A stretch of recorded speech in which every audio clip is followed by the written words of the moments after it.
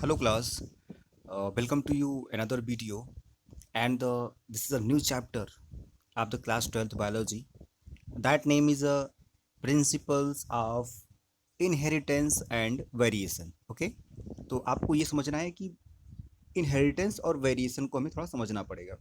Inheritance का sense है transfer of characters from generation to generation.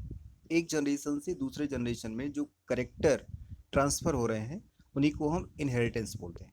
But एक बात यहाँ समझना है कि वेरिएशन क्या होता है. वेरिएशन आपको तब मिलेगा जब सेक्सुअल रिप्रोडक्शन हो. इसको मैंने आपको पहले ही समझा दिया है. तो आप इसका मतलब समझ रहे हैं कि सेक्सुअल रिप्रोडक्शन जब होता है तब वेरिएशन होगा और इनहेरिटेंस क्या होगा, जो ट्रांसफ़र ऑफ करेक्टर्स होता है. ठीक है. यहाँ पर आपको बहुत सारी बातें बताई गई हैं इस पैराग्राफ में. जैसे ये बताया गया कि आपने एलिफेंट देखा होगा तो उनका जो प्रोजनी होता है एलिफेंट्स होता है. कोई भी एनिमल्स होगा तो उसका प्रोजनी उसी वही एनिमल्स होगा. ऐसा नहीं है कि एलिफेंट से तो हार्स हो जाएगा. ठीक है. ये सब बातें आप जानते हैं. फिर आपको बताया जा रहा है कि जो ह्यूमन था इसने लगभग 8000 से लेकर के 1000 BC पहले आज से लगभग 8000 से लेकर के 1000 BC पहले से ही हम लोगों को सेक्सुअल रिप्रोडक्शन के बारे में जानकारी है कि उससे क्या बेनिफिट होता है. ठीक है. इस चीज़ें आपको आपने समझ लिया. आगे देखते हैं ज़रा.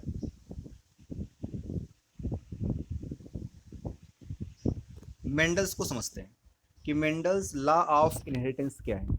मिस मेंडल ने इनहेरिटेंस को किस तरीके से समझाया था. देखिए, मेंडल के बारे में बहुत सारी बातें हैं. जैसे कि मेंडल ने 7 ईयर तक काम किया, उन्होंने वर्क किया 1856 से लेकर के 1863 तक. ठीक है. इनका पूरा नाम क्या था. इनको ग्रेगर जॉन मेंडल बोलते हैं या इन्हीं को हम फादर ऑफ जेनेटिक्स बोलते हैं. दोनों बात समझिएगा. ग्रेगर जॉन मेंडल या इन्हीं को क्या कह सकते हैं हम, फादर ऑफ जेनेटिक्स. क्लियर हो रहा है. ये क्या हो गए, फादर ऑफ जेनेटिक्स हो गए. इन्होंने किया क्या, इन्होंने ये किया कि बताया इन्होंने जो पी होता है जिसको हम मटर बोलते हैं या जिसको हम गार्डन पी बोल सकते हैं. इन्होंने गार्डन पी पे 7 ईयर तक काम किया और उसके बाद इन्होंने इनहेरिटेंस के बारे में कुछ बातें समझाई. ठीक है. बट एक बात समझने वाली है कि ये 1864 में वहाँ की एक रेपुटेड मैगजीन में ये बातें प्रिंट हुई. बट उस टाइम का के जो साइंटिस्ट थे उन्होंने इस पर बहुत ज़्यादा बिलीव नहीं किया और या कह सकते हैं कि इन्होंने गार्बेज समझा. इसमें उन्होंने बहुत ज़्यादा फंक्शन नहीं किया. अब हमें समझना है कि पी जो होता है, जो आपका गार्डन पी होता है, वो गार्डन पी जो है उसका जो साइंटिफिक नेम है, गार्डन पी का जो साइंटिफिक नेम है वो क्या है, वो आपका होता है पाइसम सैटाइवम. पाइसम सैटाइवम. ठीक है. जो गार्डन पी होता है उसमें 14 क्रोमोसोम होते हैं या आप कह सकते हैं कि 7 पेयर क्रोमोसोम होते हैं. तो मेंडल ने उन्हीं 7 पेयर क्रोमोसोम को एक एक पेयर जो क्रोमोसोम था उन्होंने उसको एक करेक्टर माना. ठीक है. तो उन्होंने टोटल 7 करेक्टर्स लिया. टोटल जो करेक्टर्स था कितना हुआ, वो टोटल करेक्टर्स जो थे वो 7 थे. पहला है सीड शेप उन्होंने लिया था. दूसरा है सीड का कलर, फिर फ्लावर का colour, pod shape, pod colour, flower position और स्टेम हाइट. और क्या लिया उन्होंने, स्टेम हाइट लिया. देखिए, जितने भी उन्होंने करेक्टर्स लिए थे उन करेक्टर्स में उन्होंने दो चीज़ें लिया था, दो ट्रेट. एक था डोमिनेंट और एक था रेसेसिव.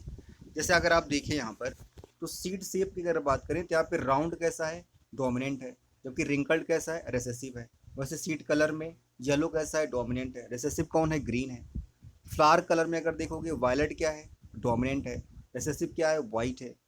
अगर आप पॉड शेप देखते हैं तो फुल अगर पॉड शेप है वो क्या क्या है आपका, डोमिनेंट है. जबकि अगर वो कॉन्स्ट्रिक्टेड फॉर्म में है तो क्या होगा, वो रेसेसिव होगा. उसी तरीके से अगर हम पॉड कलर की बात करें तो ग्रीन है तो वो कैसा है, डोमिनेंट है. और अगर वो रेसेसिव है तो येलो होगा. अगर हम फ्लावर पोजीशन की बात करें, अगर वो एक्सियल कंडीशन में है तो डोमिनेंट है. अगर वो टर्मिनल है तो रेसेसिव होगा. स्टेम हाइट में टॉल और क्या है ड्वार्फ कंडीशन में हम समझ लेते हैं। तो आपको थोड़ा बहुत चीज़ें समझ में आ रही हैं, ठीक है। अब जरा देखते हैं कि कोई एक जीन है तो कैसे अपने आप को इनहेरिट करती है। कोई एक जीन होगी तो अपने आप को कैसे इनहेरिट करती है, ठीक है। यहाँ पर आप देखोगे तो